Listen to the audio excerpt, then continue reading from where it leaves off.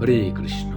প্রিয় ভক্ত, আপনি কি জানেন এই কলিযুগের মানুষের জন্য বেদ নিষিদ্ধ, এবং কেন নিষিদ্ধ সেটাও আজকে বিস্তারিত বলবো। ভিডিওটি সম্পূর্ণ দেখুন, তাহলে জানতে পারবেন।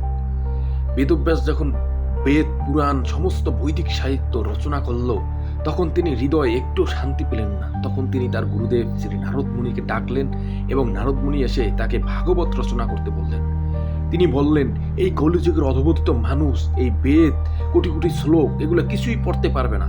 আপনি একবার দেখুন, আমরা এই কলিযুগের অধঃপতিত মানুষ, আমাদের স্মৃতিশক্তি এতটাই কম যে আমরা গতকালকে কি খেয়েছি, এমনকি সকালে খেয়েছি সেগুলো অনেকে রাতে বলতে পারে না।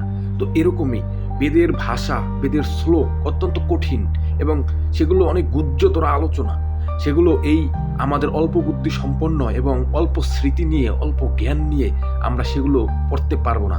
আর আমরা বাঁচবই কয়দিন? এই কলিযুগের মানুষ বাঁচে মাত্র 60, 70, 80, 100 বছর। তো এই 100 বছরে তার লেখাপড়া, চাকরি বাকরি, এটা সেটা করতে করতেই সময় যায়। তাহলে এই কোটি কোটি শ্লোক কি করে আমরা মুখস্থ করব? কি করে আমরা এগুলো পরে হৃদয়ঙ্গম করব? আর একবার দুইবার পড়লে বেদের শ্লোক কেউ অনুধাবন করতে পারবে না।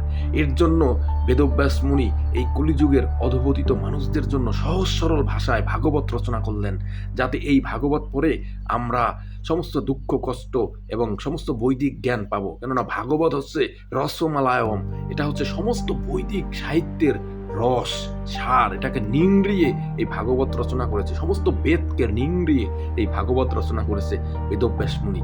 এছাড়াও গীতা হচ্ছে এই কলিযুগের মানুষদের জন্য 1 নাম্বার ধর্মগ্রন্থ, এবং বলতে পারেন মূল ধর্মগ্রন্থ। যদিও আমাদের প্রধান ধর্মগ্রন্থ বেদ, কিন্তু এই কলিযুগের জন্য একমাত্র শ্রীমদ্ ভগবত গীতা হচ্ছে আমাদের মূল ধর্মগ্রন্থ। কেন? গীতা হচ্ছে সমস্ত উপনিষদের সার, সমস্ত বেদের সার।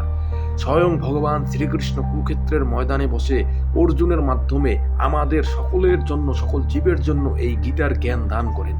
কেননা যাতে আমরা গীতা পড়ে আমরা নিজেদের জীবন পরিচালনা করতে পারি এবং ধর্মপথে থেকে আমাদের জীবনকে সঠিকভাবে এগিয়ে নিয়ে যেতে পারি। এর জন্যই তিনি দাপর যুগের শেষে কুরুক্ষেত্রের ময়দানে অর্জুনের মাধ্যমে এই গীতার জ্ঞান আমাদেরকে দান করেছেন। তাই অবশ্যই আমাদেরকে গীতা পড়তে হবে, কেননা এই গীতাই আমাদের একমাত্র মুক্তি দিতে পারবে। গীতা হচ্ছে স্বয়ং পরমেশ্বর ভগবান শ্রীকৃষ্ণের অপ্রাকৃত বাণী, এবং স্বয়ং ভগবান শ্রীকৃষ্ণ সেই কথা ঘোষণা করেছে যে, হে অর্জুন, তুমি সারা জগতে ঘোষণা করে দাও যে এই আমার বাণী যে পালন করবে, আমাকে যে ভজনা করবে, আমি সর্বতোভাবে তাকে রক্ষা করব, তার সব দায়িত্ব আমার।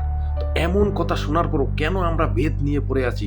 বেদ নিয়ে তারাই পড়ে আছে যারা পথভ্রষ্ট, যারা আসরিক জ্ঞান সম্পন্ন, যারা ভগবানকে মানতে চায় না, যারা নিকৃষ্ট মানুষ, নিকৃষ্ট জীব, যারা সাধারণ মানুষকে বিভ্রান্ত করে এই বেদের আদো আদো বাণী শুনিয়ে তারা নিজেরা পরমেশ্বর সাজে, নিজেরা ভগবান সাজে। আমরা ভগবান, আমার নাম জপ করো, আমার স্মরণ নাও।